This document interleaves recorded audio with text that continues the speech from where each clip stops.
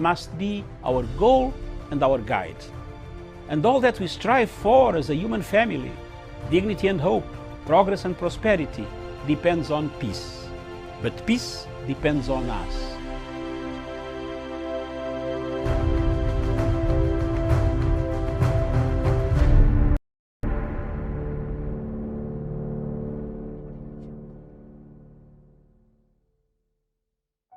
I'm joining the World Health Organization's Safe Hands Challenge. Hand washing is one of the most effective ways of preventing the spread of coronavirus.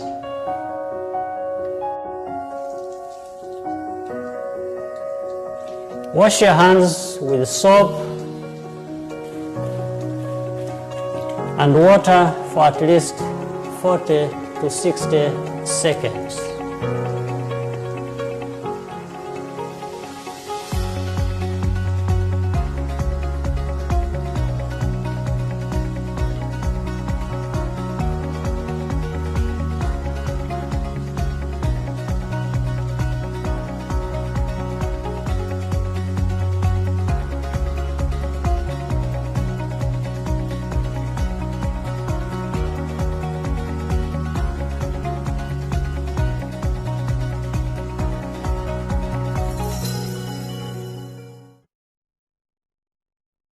Of the media, it is a pleasure to be with you in this virtual stakeout.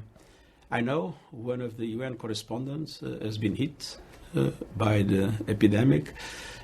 My thoughts are with all of you in this difficult moment we are all facing.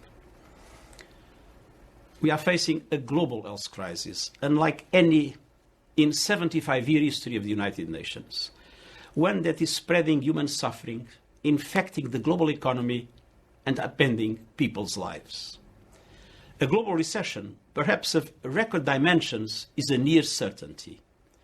The International Labour Organization has just reported that workers around the world could lose as much as $3.4 trillion in income by the end of this year.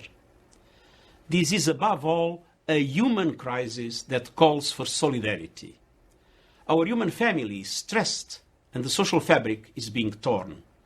People are suffering, sick, and scared.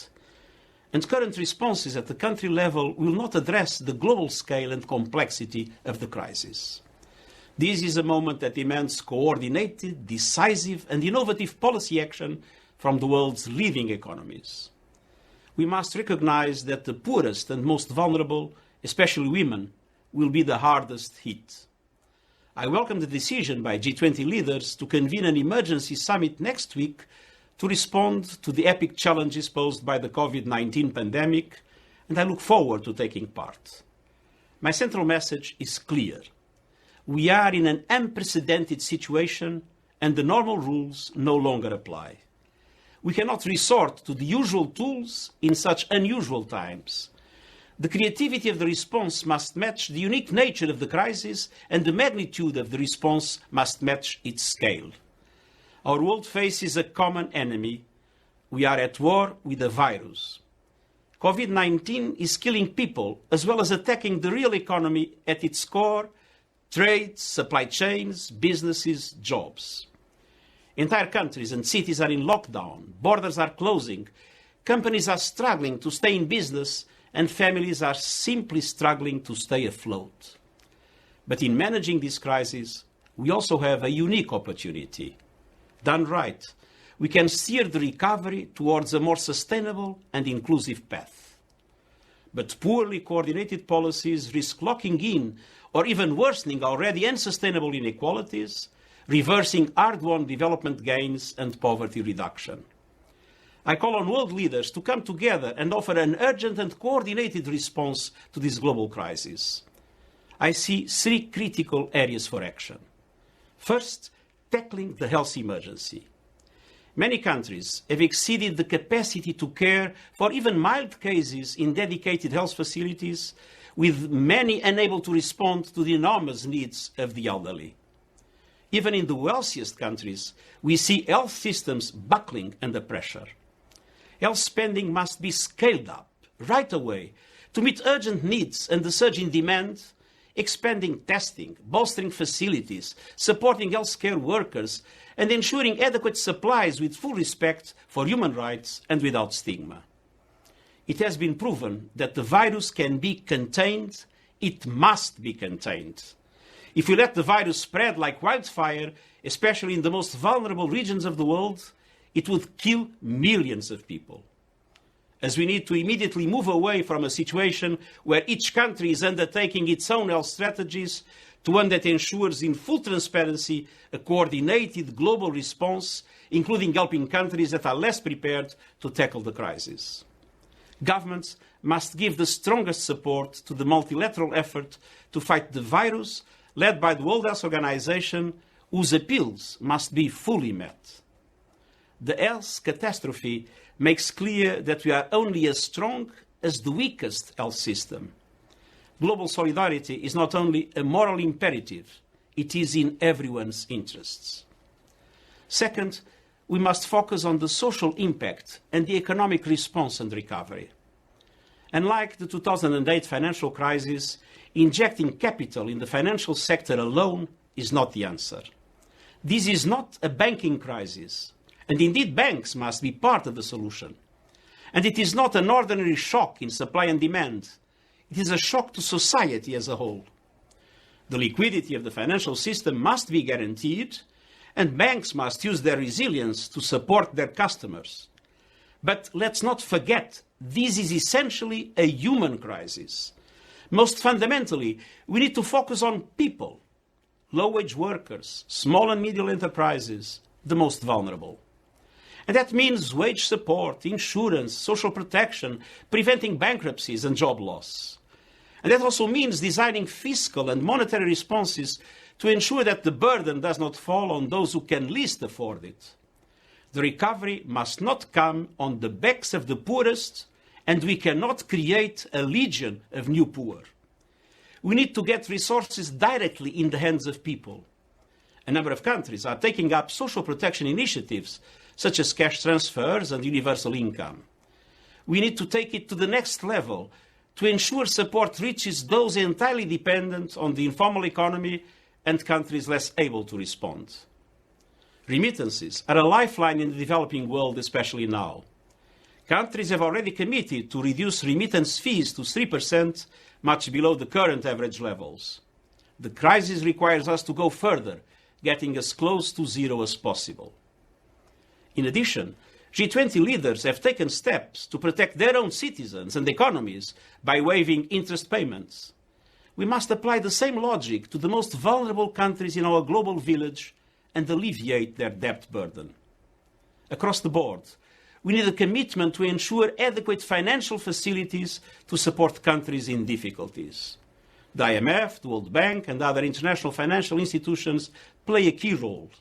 The private sector is essential in creating investment opportunities and protecting jobs. And we must refrain from the temptation of resorting to protectionism. This is the time to dismantle trade barriers and re-establish supply chains. Looking at the broader picture, disruptions to society are having a profound impact. We must address the effects of this crisis on women. The world's women are disproportionately carrying the burden at home and in the wider economy. I'm joining the World Health Organization's Safe Hands Challenge. Hand washing is one of the most effective ways of preventing the spread of coronavirus.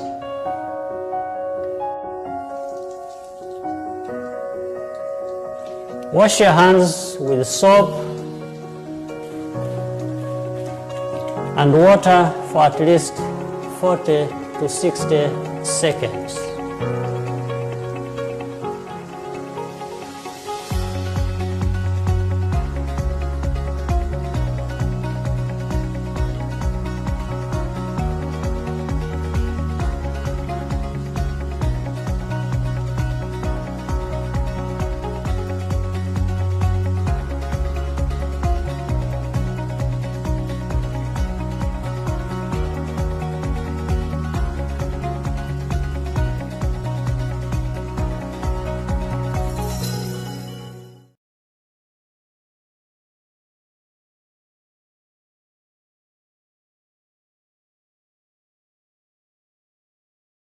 Good morning, Africa. Good morning, wherever you are. This is Daytime Express from Punchline Africa Television. This is our new show, which will be starting every 9 o'clock East African Standard Time. You can adjust your hours wherever you are in Africa, in Tripoli, in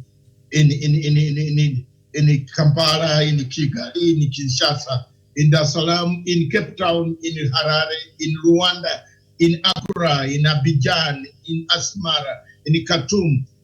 Good morning. This is Daybreak Express from Punchline Africa Television. I will be broadcasting the headlines, the main headlines in Africa, the news headlines. First, we begin with Kenya. Kenya headlines, the Star newspaper is time ticking bomb, ticking time bomb as the health workers catch COVID-19. It is a headline in one of the papers in Kenya, which we have, and then we have outspoken justice priest Dingi Mwana Zeki dies at the age of 88. This was one of the most famous bishops in Kenya who spoke against the evils of humanity and defended democracy. He died yesterday at the age of 88. And more to come, what to do when you get home. There are so many lessons on the front page of the Star newspaper. We shall come to it at a later stage. The other newspaper in Kenya is the Standard newspaper. It begins with 59 people in Kenya. Now has hit at 59. Nairobi tops list of those affected with COVID-19. That is from the Ministry of Health by the new Assistant Minister, whom we could call Assistant Minister C.A.S. Mwangaki. And on pages 9, 10, you will see. And then on the front page of the Star, wherever you are in Africa, this is what it is showing. And my production team should be able to bring these papers online. And the bishop has been mourned by very many people. Bishop who fought for Kenyans. He did not fail the Kenyans at all. Neither did he refuse controversy. I think many of us in Africa, especially myself, I have not failed. I have stuck and I want controversy. You can call me all the names that you want, but that is the spirit of fighting for Africa. I will never give up. Even at the times like this, I will continue to fight and tell the truth about Africa. I have the heart of Nyerere. I have the heart of Zengi, Bishop of Zengi, who has died at the age of 88. A tribute by President Uhuru Kenyatta. I will read Uhuru Kenyatta's tribute. A Kenyan icon, a bastion of peace and a man of true faith, who answered his lifelong calling as a minister of the gospel and a shepherd of mankind. I can't say anything more than that, only to accept and agree with President Uhuru Kenyatta.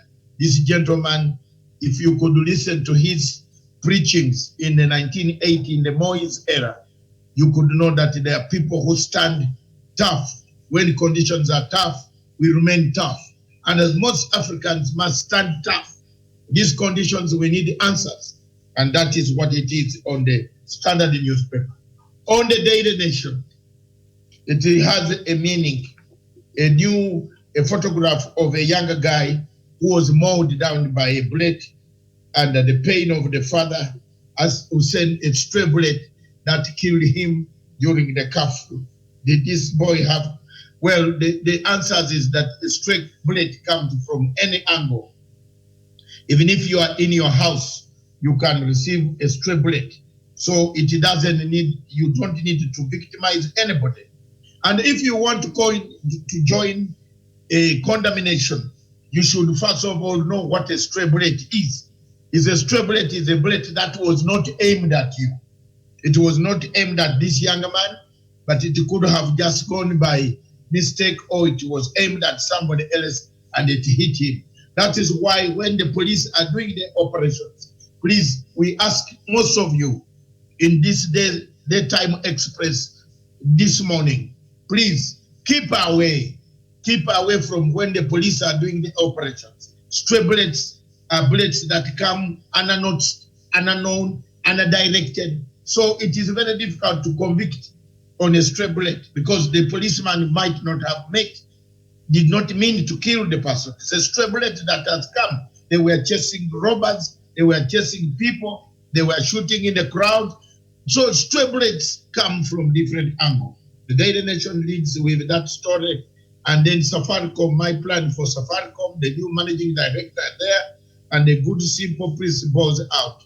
The Bishop Ndenge Nzeki of 1931 to 2020. May his soul rest in peace, Baba.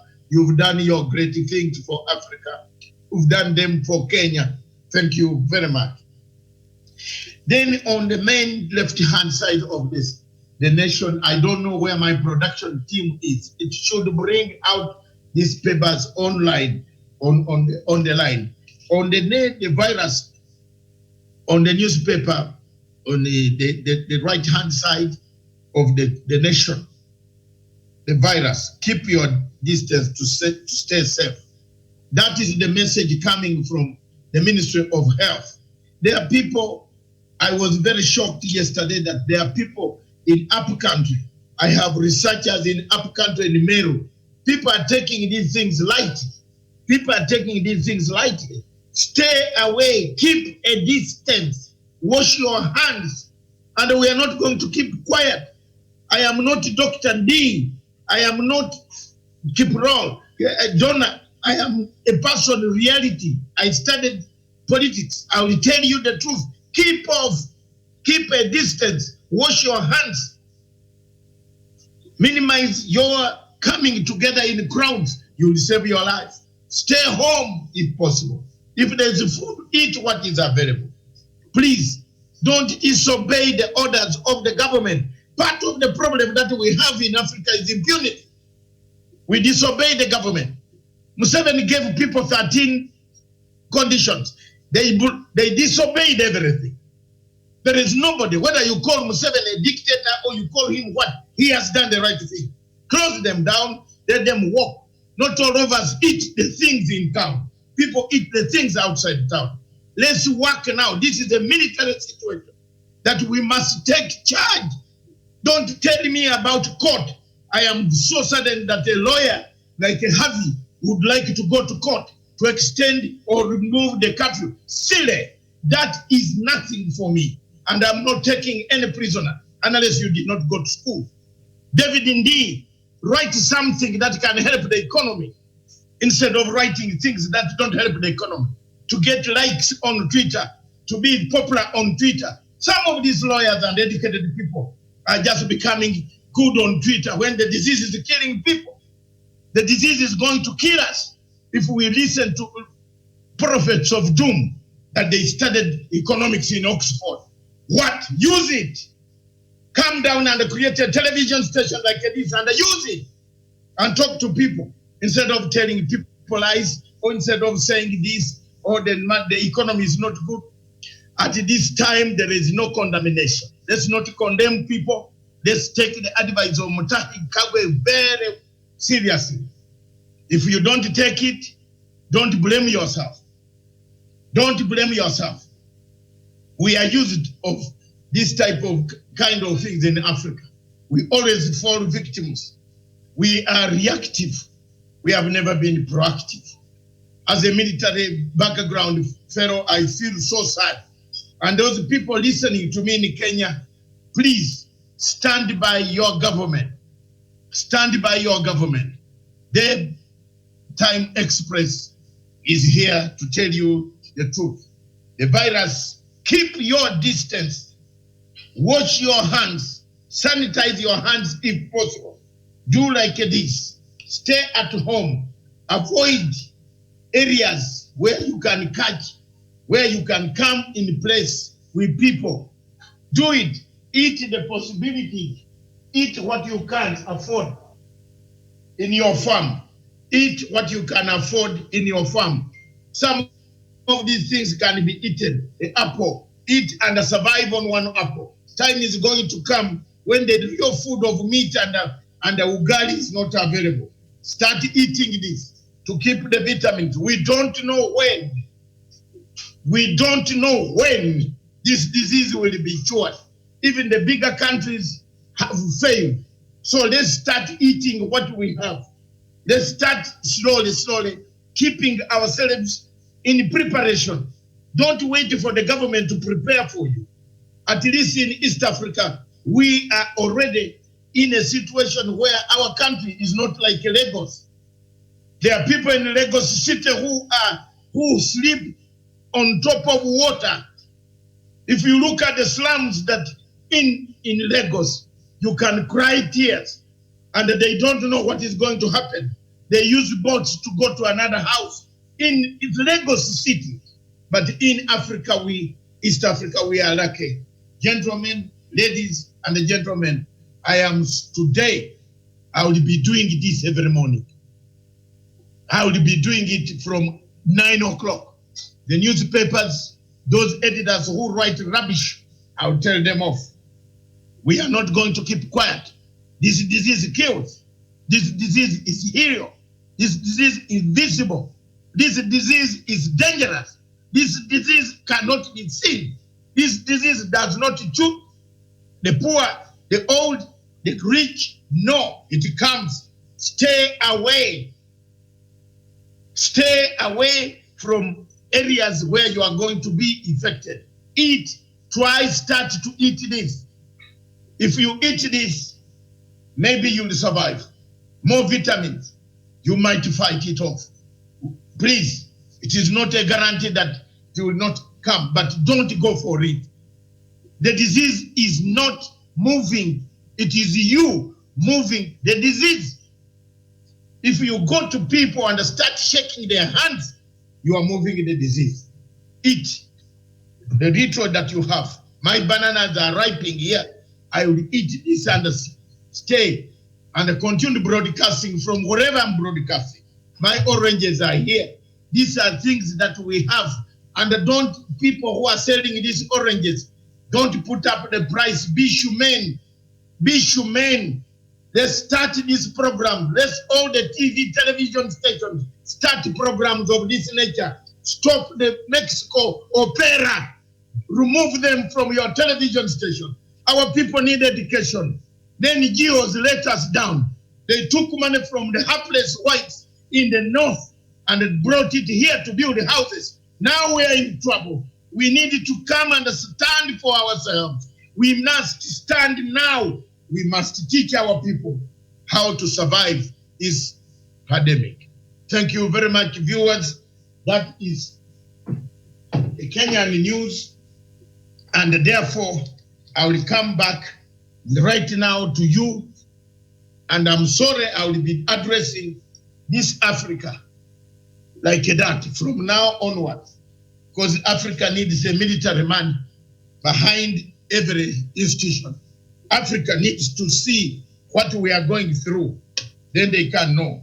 These are the figures as they stand today on the African continent. Confirmed cases in Uganda, 59.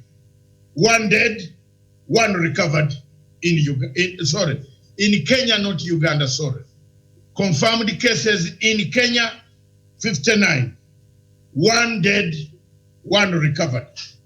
Confirmed cases in Uganda, 44. No recovery, no death. Tanzania, 19 confirmed cases. 1 dead, 1 recovered.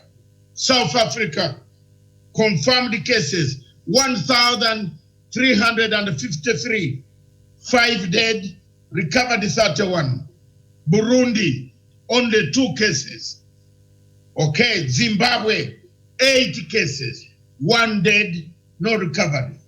Angola, 7 cases. And take these figures compared to where we are in Kenya. We must work hard to reduce the figures. We must see what is affected to remain where it is so that we save ourselves. Angola, 7 cases, 2 dead, no recovery. Sudan, confirmed 7 cases, dead 2, recovered 1. Egypt, 710 cases, 46 dead, the highest number in Africa so far, recovered 157. Morocco, recovered, confirmed cases 617, 36 dead, 24 recovered. Burkina Faso in West Africa, 261, 14 dead, recovered 32. Somalia, Mogadishu, 5 cases only, recovered 1, none dead. Gambia, 4 cases, 1 dead. Cameroon, 196, 3 cases, 6 dead, 5 recovered. Senegal, confirmed cases, 175, recovered 40. Ivory Coast, yes, Ivory Coast, Cote d'Ivoire, 179 cases, 1 dead, 7 recovered. Ghana, 161, 5 dead, recovered 31. Mauritius, 143, 5 dead, no recovery.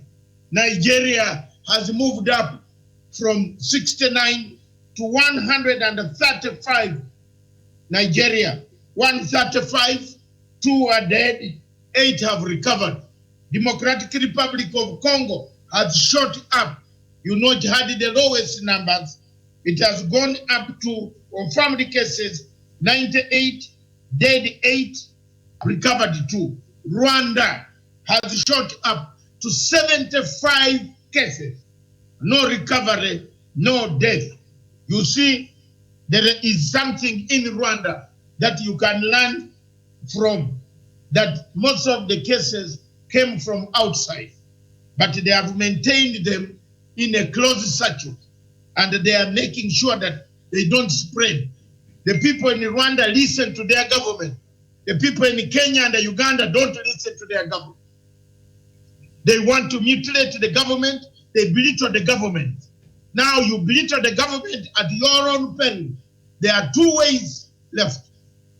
Either you save or we perish. That's it. The route is save or you perish. If we don't save, we shall perish. Madagascar, 57, all of them no dead, no recovery. Zambia, 36, no dead, no recovery. Strict countries. You see, people who listen to the messages of their government seem to be doing a bit well. We don't know what will come in the next 2 weeks. In Togo, 34, 1 dead, 10 recovered. In Mali, 28 cases, 2 dead. In Niger, confirmed cases, 34 and 3 dead. In Ethiopia, neighbors up here with a population of 100 million in areas which are inhabitable, they have managed 26 cases only and recovered 2. So there is discipline in Ethiopia, discipline in Rwanda, discipline in Mogadishu, because there is war. People are not assembling in Mogadishu. That's why you see this thing. So listen to Mutahi Kagwe. Listen to Mutahi Kagwe. Save yourself. Save your family. The younger generation that has not lived like us, we must save the other generation to be there. Don't get annoyed with the government. I was very impressed for the first time. Thank you very much. We have a caller. Yes. Good morning. Yeah, good morning to you, sir. Thank you very much. Where are you calling from? I'm calling from Nairobi, Kenya. Yes. And what actually has made me to call is when I'm looking at the figures, statistics of Africa, As per now, I'm being surprised that the number of confirmed cases is 5,556. Yes. And it is just last week or last 2 weeks where we were on a figure of 2,500. Yes. So, which means this figure is actually moving so fast when I'm also seeing that the number of deaths is 221. Yes. And the only recovery is 387. So, is that actually giving us hope? Because the number of recoveries is so smaller than even what I'm seeing in the USA and UK. The number of recoveries is being... 387. Yes, I have seen that. Yes. Thank you very much, caller. I want us, I am not a medical doctor, but I will look at the factors that impact the testing, the distance taken to get the results. So some of the results in Africa are not coming out in time. It takes time to bring out the results. That is a very good point that you have noted. If you have looked at the figures as you have had, we are increasing on a very low speed. The speed is low, but then the recovery is also slow. Yes, and the confirmed cases is actually increasing by day. And even today I've already confirmed 515 cases. And the number of deaths is also increasing. It has reached 42,158. So that is a challenge to Africans and the world at large, because people must sanitize, people must wash hands, people must follow the rules that are stipulated by the government. Thank you very much. Yes. Thank you very much. Millions and millions of you watching me worldwide. That is the campaign we must take up. Wash your hands, keep a distance. If you have symptoms, call the number from your African place, from Kenya, from the county, in Kakamega, in Busia, in Lodwar, in Marsabit, in Moyale, in Wajir. Call your authority and say, I have symptoms. Don't hide. Don't argue with the government. Don't disobey the government. Don't start thinking of what is Sicily. Think about Sicily now. Yes. The disease is here. It's not what is going to happen tomorrow. What is going to happen tomorrow is you will eat. We might survive. We are not God. God is planning what will happen tomorrow. But we must save ourselves and so that we reach that tomorrow. Thank you very much. That's a good point, Cora. Viewers, the number to call is +254 795 638 145. This is Punchline television station, the only digital television station online. We can engage you, write your comment, call us now. The number is open. Tell us, we are not interested in your politics. We are interested in ways. How many people in Kenya, wherever you are, who are not well? Thank you very much. Caller, you just mentioned. Yes. Good morning, sir. Yes, sir. Good morning, Dr. Thank you very much. You are watching from where in Kenya? Where are you watching from? This is Sean Song. I'm looking at because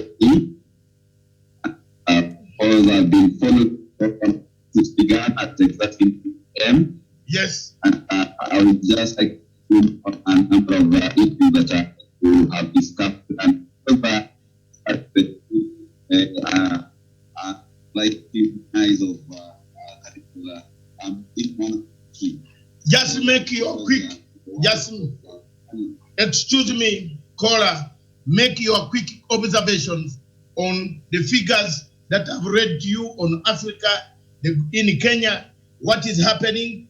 The figure of Kenya rose from 50 to 59. In Uganda, it rose from 33 to 44. Are we going down? Are we managing it? or our behaviors are making us have more figures coming.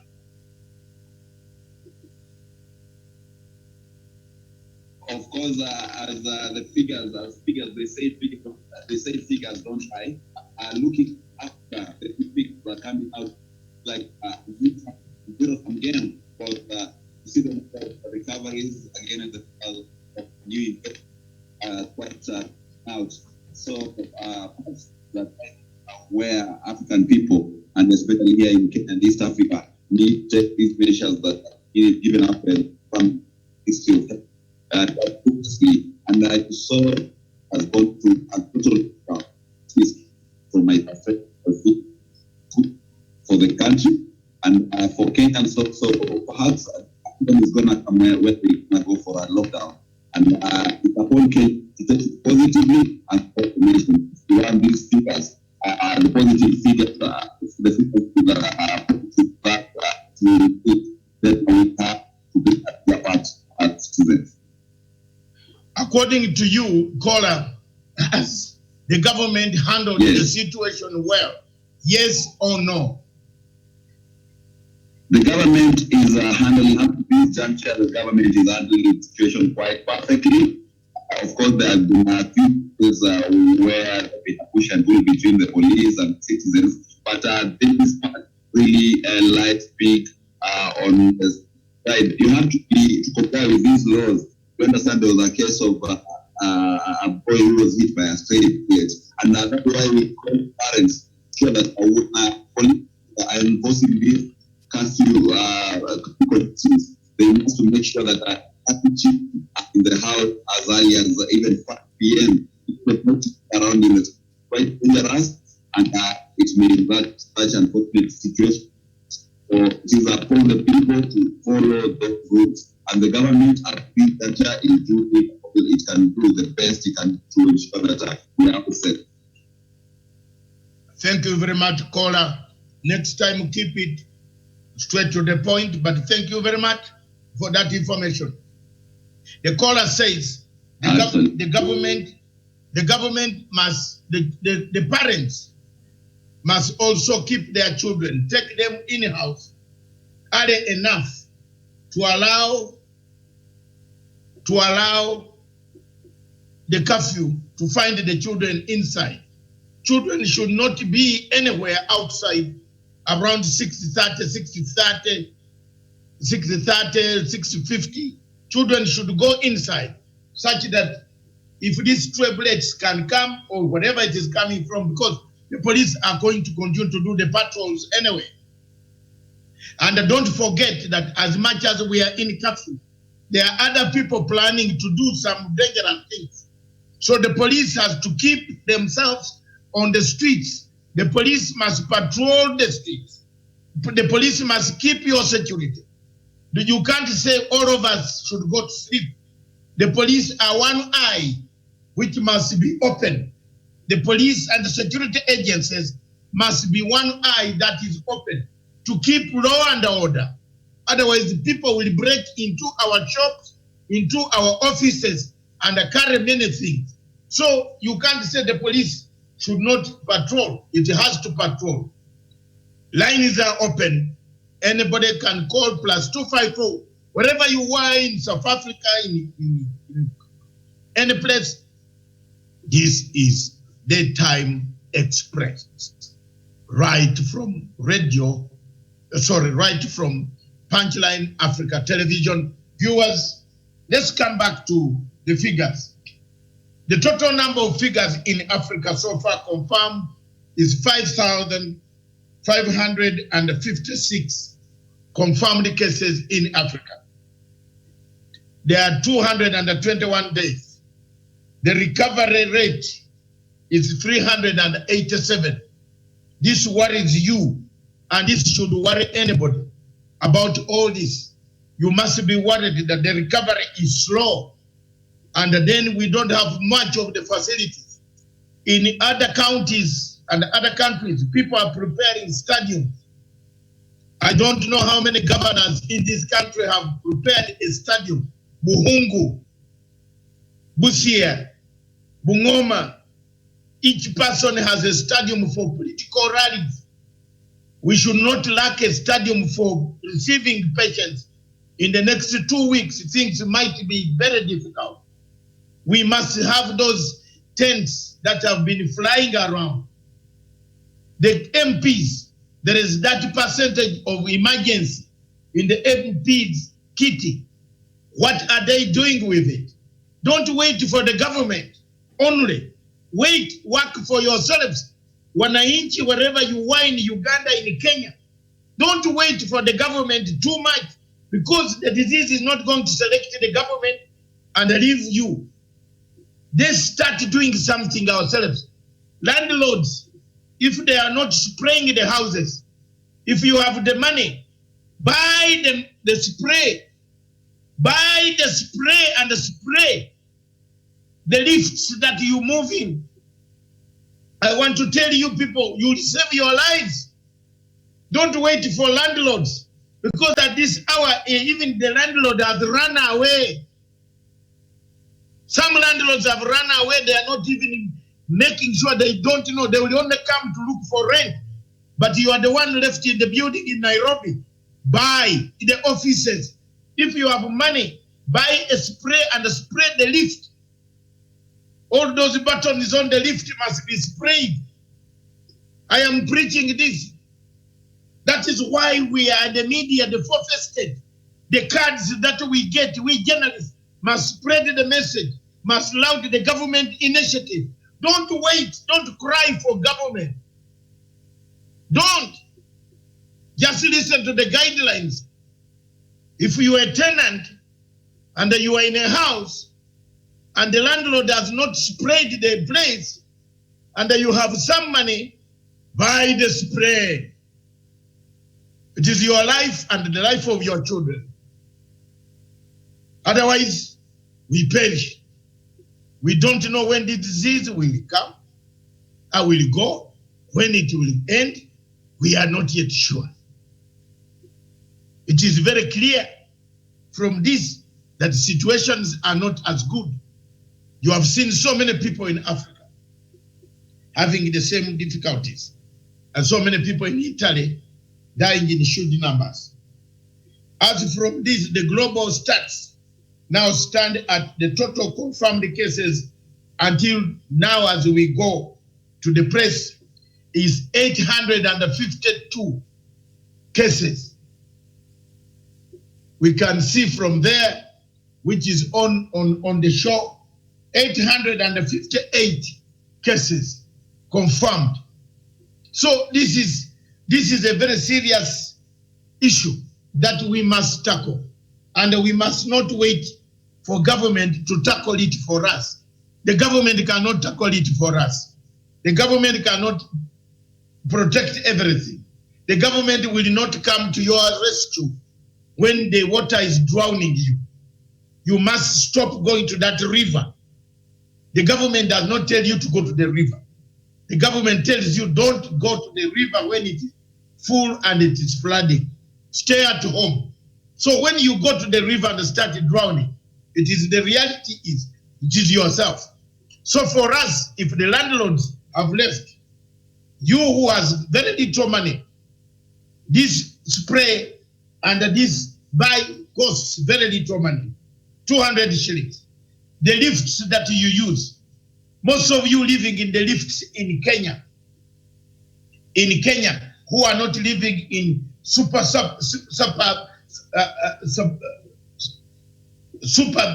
peri-urban areas, please, those who are living in cities, in town, in apartments, you have lifts, you have handles for going up. Use the sanitizer. Use the sanitizer. If possible, clean the lift, spray on those knobs, spray on the handles for the lift. You don't wait for the government to come and spray for you. The food will come. God will provide. Please, that's why we at the media, we are here to say practical things, which we must keep a distance. Even when you are in the house, That lift is you using it to go down to buy bananas, to buy food, to buy vegetables. In that lift, everybody is coming up. Use your sense, common sense, and spray it. Don't put it in the bag, because it will not be helpful when the disease has got you. Rwanda has done it. We can do it. Rwanda has been disciplined. We can also afford to be disciplined. In Kenya, we can afford to do the things in a different way. We can also in Uganda afford to behave like other Africans are behaving. Why is it that we can become very stubborn at this hour when we need the help? When we need the help of the government, when the government needs the help of every individual. This is very, very important for you. It is important in the sense that if you help yourself, you would have help. Caller, the number to call is +254 795 638 145. Call in and tell me what is new in your country. Thank you very much. So far, I have got 2 callers who have come. The number, the lines are open. We are waiting for your call anytime. Call us and we shall take your call. We are ready for you to answer any questions. If you look at the papers before we move, so the total confirmed dead people in Africa globally confirmed per day for today, only today, is 515. Then dead today, people who are dead all over the whole world is 42,158 people. May their souls rest in peace. It represents only 4.91% of the figures of those infected. So you can see we have a long way to go. It is not a joke anymore. It is a very serious issue that we must actually, we must talk about seriously. It is not something that people should play about with. It is not politics. Let's not bring in politics here, because this thing is real, it kills. So far, the figures, as you can see them, are very clear. And if you look at the number of countries that have recovered,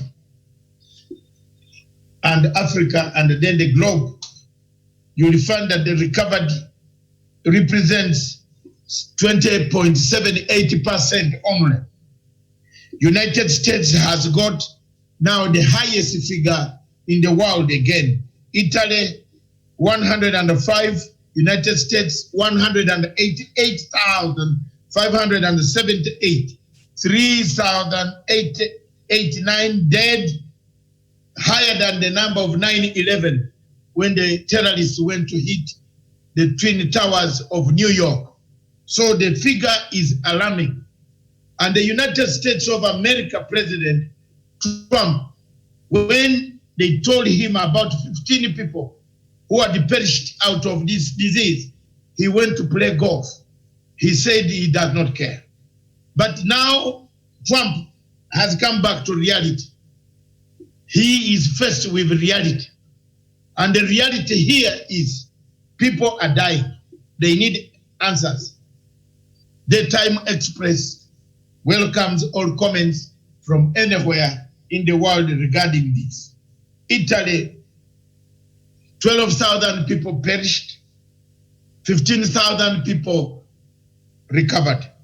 China, 81,000 people affected, cases 3,305, dead, recovered 76,052.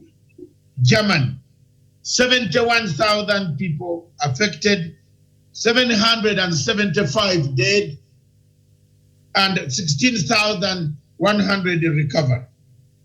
United Kingdom, which had one of the best institution in Europe, National Health Service in Europe. Guess what it is? It has 1,789 people dead. 367 of them died last night. 135 recovered. Viewers, that brings us to the question and how and the solutions of what we should do. As a people and as humanity, we must now look at solutions. What are African countries doing to make sure that this disease does not spread to a place, to an alarming rate? Are we able in Africa to cope with the situation that we are taking place?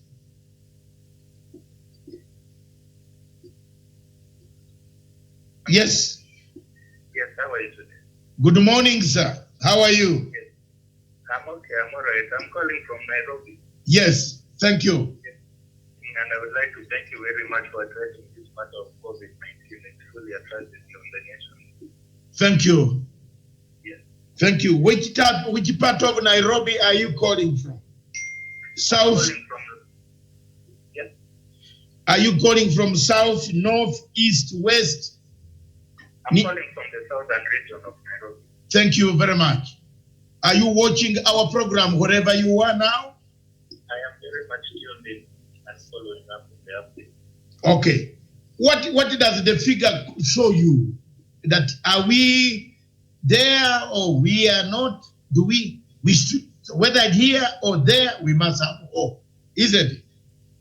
I think looking at the numbers compared to other countries, the numbers in Kenya, they are not so bad because on the second week of this disease, we are only at 50, while you compare the numbers in other countries, they were way much higher.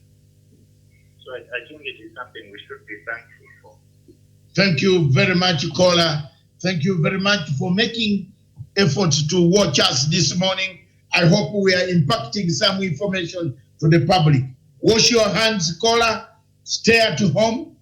Walk a distance. Stay a distance. Yes, hugging, shaking hands, kissing is not allowed now. You can kiss later on when COVID-1 is gone because you don't know whom you are kissing at the moment. The children who are playing in the playground right now, please, those balls collect a lot of dust and the germs and the bacteria.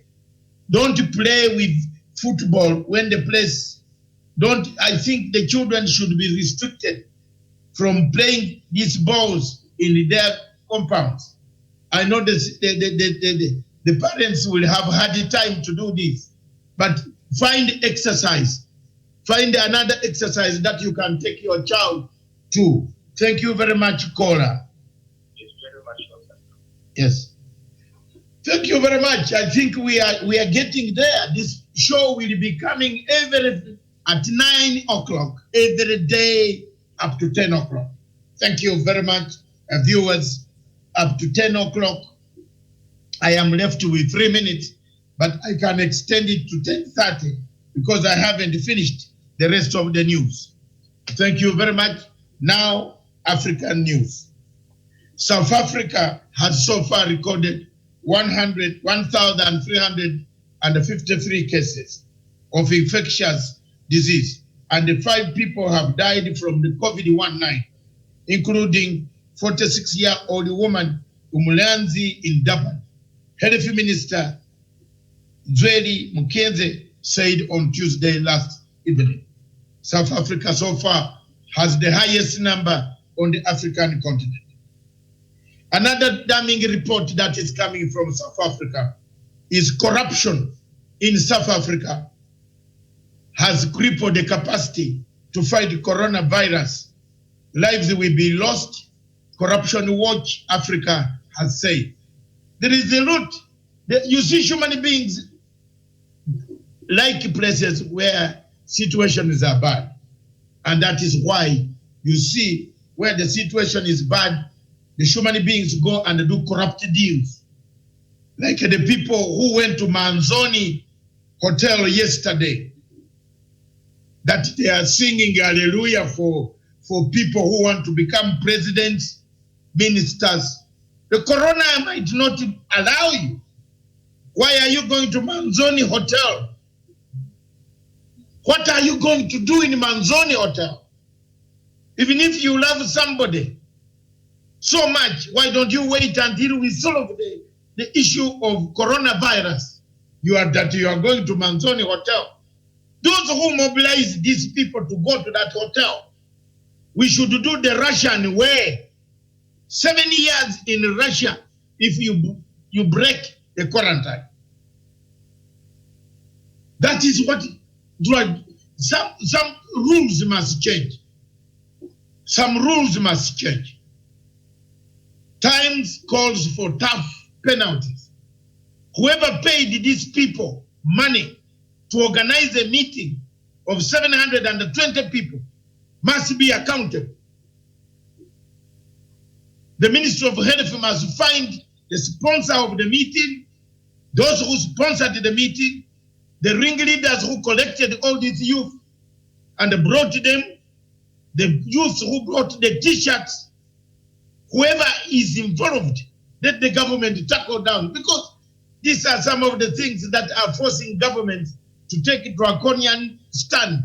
South Africa now, look, in South Africa, corruption, a whole list has been sent to me, how corruption has eaten the South African industry of Ministry of Health, that South Africa with a capacity to cure, to get a scientist is zero. Zero. People are going to die. Zero. Zero South Africa. Corruption has crippled everybody. Thank you very much. Also in South Sudan, COVID-19 stalls peacekeeping troop rotation in South Sudan. The troops are not moving. As much as we are talking about all these things, this program, Daytime Express, brings to you what I'm bringing to you right now. In South Sudan, Makiu, we signed a peace agreement. As much as we are talking about COVID-19, we don't want a war to break. The troops cannot move from one center to the other one because of the disease. And remember, South Sudan has not registered any of this yet. That is good news. And we saw the other time the Minister of Health of South Sudan could not speak even English, but she was able. They have tamed their people. They have warned their people. They fear. They abide by the law, because there is a gun behind it. For us, we are still even mocking our government. We are even mocking Mutahi Kagwe. We are even imitating Mutahi Kagwe. We are even going as far as Dr. Ndi also writing stupid essays, you know, telling people that he's, he studied economics. So what? Why don't you write a policy that will save us after COVID-19 has come, instead of getting likes? People like going to the Twitter. Matsanga is never too much on Twitter. I only write once, and when I write it is heavy. I don't write cheap. These are people who studied in NGO syndrome, like David Ndi. He has never known any good life apart from NGO, from George Soros' money and other agencies, Open Society Foundation, Harvard University, all these agencies that sponsor Africans, carry them to indoctrinate them into operatives of governments of imperialism. Shame. Then they come to write papers. What paper do they know? Rubbish. Yes, let's go on it. We tell the truth, because this disease is going to kill us if we go on listening, belittling the government, belittling institutions that are working, telling them they are not doing the work. Give them encouragement, Mr. David Ndii. Go to the general, the bank governor, George Njoroge, tell him, Njoroge, this is the way I feel. Why do you write on Twitter for us to traumatize us, Mr. David Ndii? And my friend Donald Kipkroll, what is your problem? If you have made your money, keep your money. Not everybody is interested in listening to your money. You feed all of us. You don't feed all of us. Contribute to this money to where it's supposed to be. Don't show us. People are fed up. People are trying to heal from these wounds, please. Don't. The recovery from COVID-19 crisis must be led from the top. This is what the Secretary General of the United Nations said. The economy will change. And this is where Mr. David Ndii comes in. The UN Secretary General is saying the economy is going to change after this. So the David Ndiis who are making arguments, the economists who claim to be very well educated with PhDs, come up on how we shall change the economy. Let's not come up with insults on Twitter handle, on Twitter this, on that. We are fed up. Kenyans are fed up. Ugandans are fed up. Everywhere Ugandans got tired until they broke all the rules. And Museveni said enough is enough. No car will come in the city. And believe me or not, by 10 o'clock, by last night, 7 o'clock, there was no car moving. The whole country was under seized. Do you want to go that route? I am very happy that the leader of opposition in Uganda for the first time, the younger man, has joined President Museveni in thanking the people of Uganda and accepting the lockdown. It is very necessary to lock down in the way the Uganda way it is. Walk when it is necessary. Walk to town when it is necessary. Yes, cars encourage you to come to town. Walk to town. If you don't have anything, then walk to town. Do an exercise. And buy what you want. Take it back home. That's what the Uganda way is. Those who don't have anything, there are some people who come to town only to be rumor mongers, to peddle rumor. Some of these things are helpful. In Russia, 7 years, if you break out of quarantine, like those in that hotel, Man's hotel, of my great friend, the late Mutula. I don't know why they have taken people there, 700. Why I was the manager? Why didn't the manager call the police?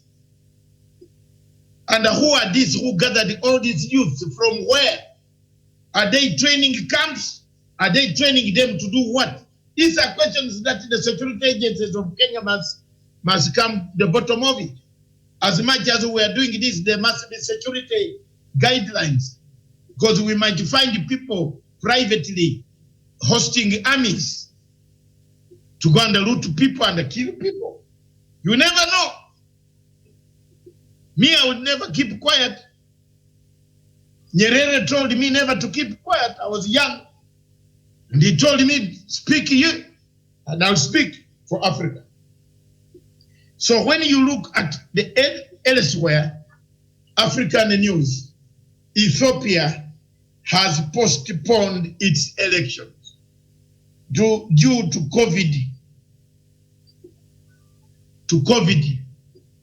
COVID-19. Elections in Ethiopia will not be conducted this year. And Botswana has announced its first corona death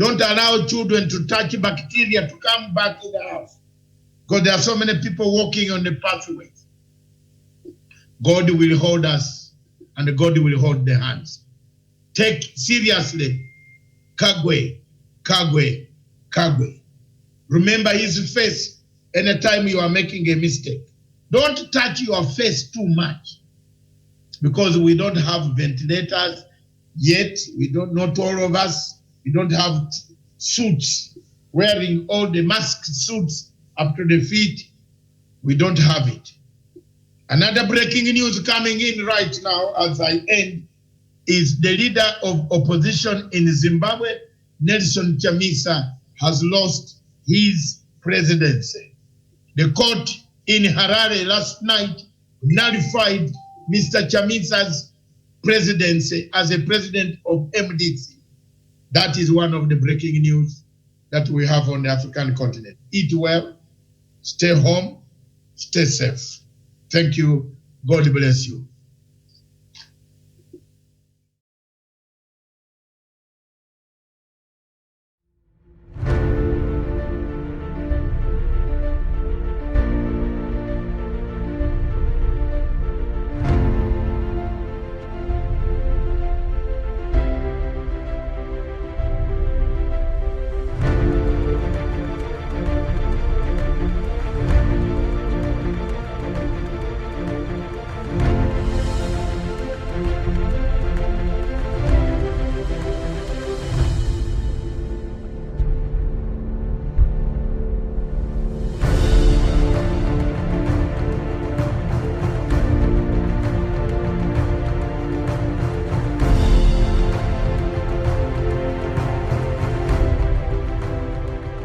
Peace must be our goal and our guide.